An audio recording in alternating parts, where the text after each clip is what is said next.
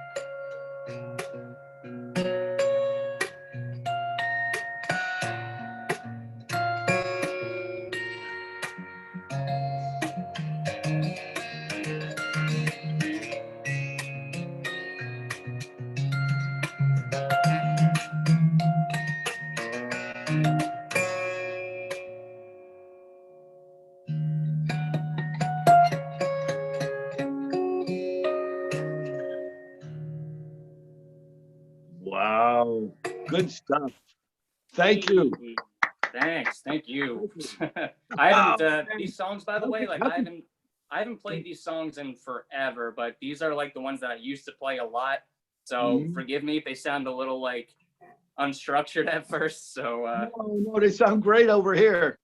great, I good, gotta good, ask you, how could people contact you? How can they buy your material? What goes on there? good. Well, first and foremost, let's say that I have no material to buy yet. So Well, we're saving money already. right, it is the pandemic, so I mean, gotta save, gotta conserve, gotta.